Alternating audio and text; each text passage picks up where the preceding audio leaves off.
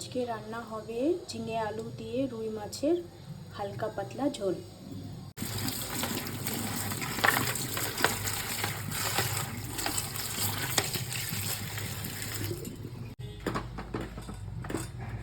তেলটা গরম হয়ে গেছে, আলুটা ভেজে নেবো এখন।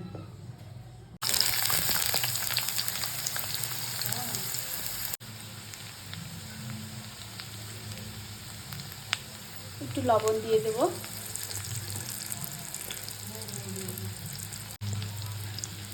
সামান্য পরিমাণ হলুদ দিয়ে দেবো। আমার আলুটা ভাজা হয়ে গেছে, এখন নামিয়ে নেব। আমার আলুটা ভাজা হয়ে গেছে, এখন ঝিঙেটা ভেজে নেব।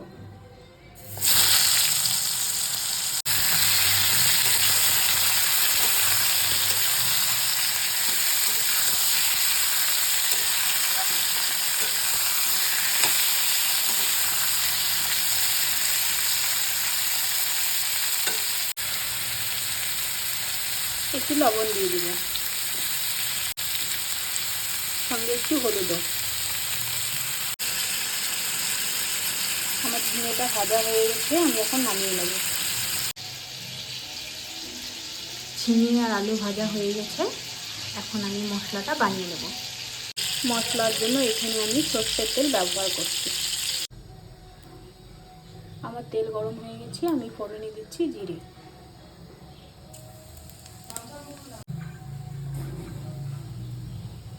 এখানে আমি একটা গোটা টমেটো নিয়েছি, এটা পুরোটাই দিয়ে দিচ্ছি। এখানে আমি আগে থেকে ধনিয়া জিরা গুঁড়া করে রেখেছিলাম, ওটাই দিয়ে দিচ্ছি। আজকে বেশি কিছু দেবো না, মাছের ঝোলে পাতলা করে হবে তার জন্য। আমি এখানে ভাজা আলুটা দিয়ে দিচ্ছি মশলার সাথে কষানোর জন্য। একটু ঢেকে দিলাম আলুটা যাতে সিদ্ধ হয়ে যায়। ঢাকনাটা উঠলে একবার দেখে নিব আলুটা সিদ্ধ হলো কিনা। একটু জল দিয়ে দেবো।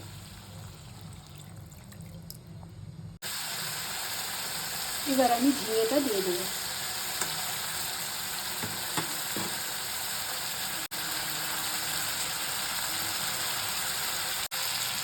এবার আমি ঝোলের জন্য জল দিয়ে দেবো।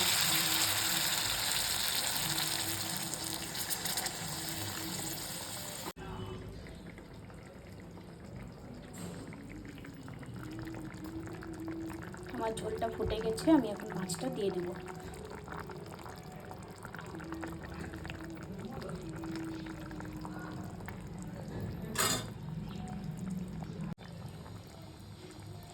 আমার মাছের ঝোল রেডি হয়ে গেছে, আমি এখন নামিয়ে নেব।